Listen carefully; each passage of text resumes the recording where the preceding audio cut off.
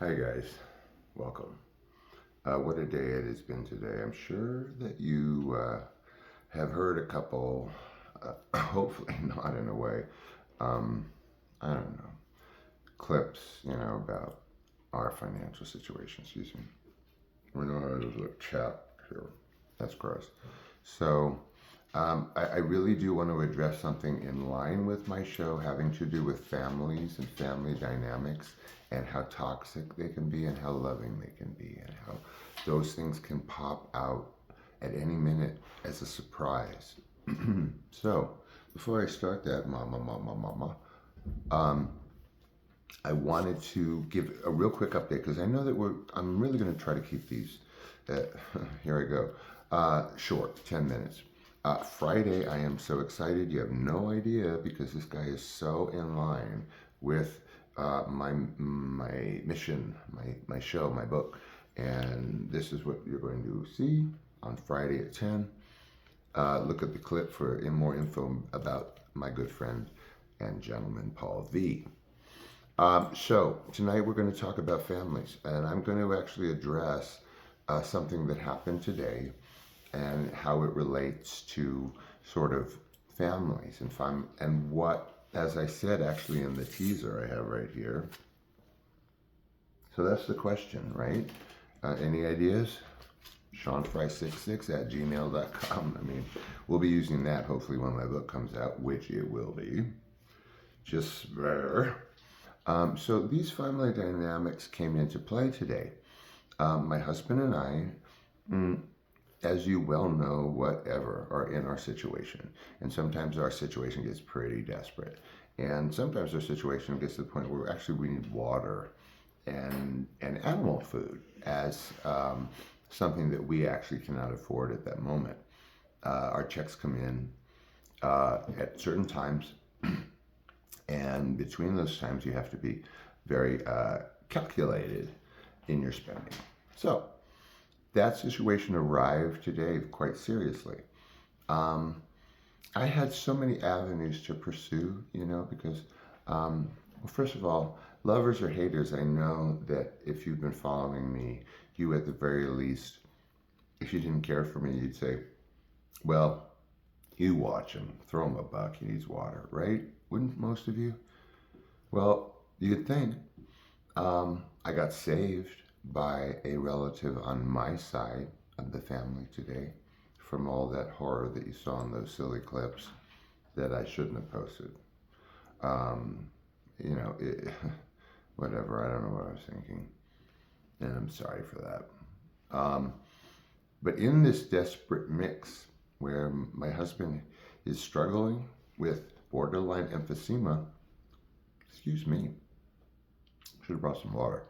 And I of course have my brain tumor and my lung scare because I haven't had one in an MRI in a long time, and I had smoked for nearly 40 years. And then I have something else I mentioned I'm not going to get into, but it's a third scare. And this has been like in and out of the hospital with the brain thing. And then my husband, as you know, hospital, respiratory, very serious respiratory issues. So both of us have been inpatient lately over the past year, 7 months, whatever. And at those moments when there was too many medications, the reason I'm eating so frugally right now is because I need my oxcarbazepine, and I can't afford that if I spend money on food, whatever. We've all got a hard luck story, right? Yours is worse than mine. I'm sitting here with a roof over my head and a dog to love me. So I say this with the utmost humble respect, all right? And you know I don't lie, and you know I'm not a hypocrite, right? And if you don't, I'm telling you. So in this desperate mix, we appealed to someone on my husband's side of the family. This cannot be incriminating, number one, because it's the truth. I always say, give me the lie detectors on everything I say. Oh my God, excuse me, should have put on chapstick. And in this desperate mix, I appealed to this person. And this person could be anybody, could be anybody.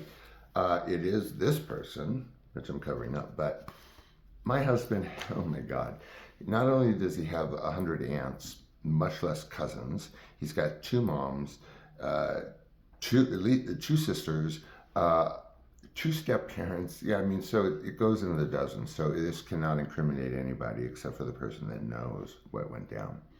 So this is someone that I have had, you could say, maybe a little bad blood with.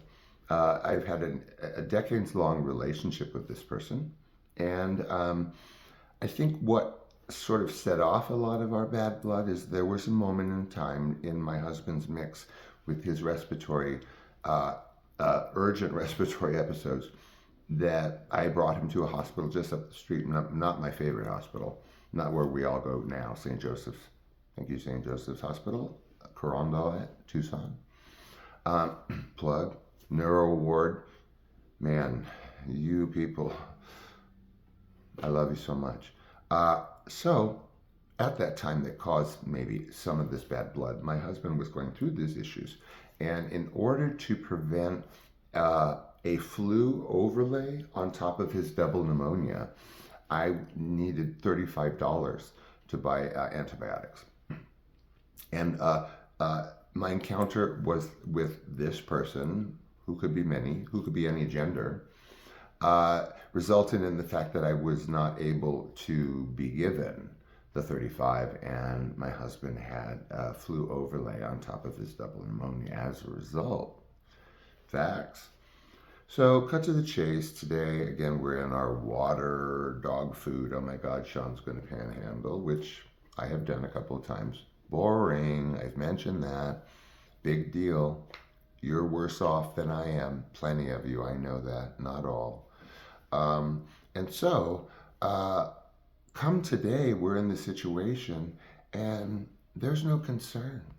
And this is not an unfamiliar thing, because another one of these many family members, of which there are many and many genders, when my husband was going through in and out of the hospital, and once actually straight into cardiac because his respiratory failure was so bad, this one relative, of whom I have interacted with over quite some time, offered no anything.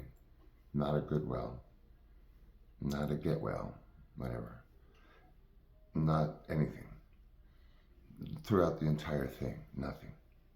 So my point is, okay, we have 3 minutes. My point is, in conclusion, my point really is, you guys, what I put, which is this. It really is this. It boils down in our last 2 minutes based on what I've said to this. Do you have any ideas? Because based on the fact that my cousin, my beautiful cousin, of which I have several in this country, I am proud of being born from a woman who grew up in a tiny Irish village. All of my cousins are full Irish. That doesn't make us any better. But we have a mentality or cultural hardwiring that is clannish. And my clan is a cluster of 3 clans from 3 matriarchs, and whatever, that's boring. But the way we pull together, Irish people, and all of you people, no matter what nationality, but mine in particular, actually we're known for this, is 4 categories. In conclusion, 4 categories. In light of what has happened today with no water and no assistance except for my blessed cousin. 4 categories where you drop everything. Everything. Disgruntled, grudges, no matter what. 4. Birth, death, marriage, and illness. Those are the 4 categories. For us, at least. For the Irish. By and large. That's when you drop everything. I don't know if it's the clan mentality. I don't know what it is. And I'm not saying Americans are any worse or better, or probably better than us in many ways. But that is what is ingrained for my family. And it took 5 seconds to get water and food for 4 days. And with this other scenario, it was never going to happen. It didn't. It turned into an absolute nightmare for my husband that has caused him Stress, and he's already had one respiratory attack, which I have to mitigate twice a day. We've all got hard luck stories. So people, choose your family. Your family does not have to do with any DNA boiling around in your body. It doesn't. It just doesn't. Read a medical journal or whatever. It doesn't. It's who you choose to occupy real estate in your head with love and reliability and responsiveness and more love. That's your family. That is all the family you have. And if people that are related to you by blood, I have an adopted son that I would die for 100 times over. Blood? What the F is blood? So you choose your family, and your family tells you whether or not to choose them. So make those choices, knowing that it has nothing to do with anything but those choices based on that criteria. We're at 11. I'm so sorry. Thank you for being there for me. I'm sorry for going this late.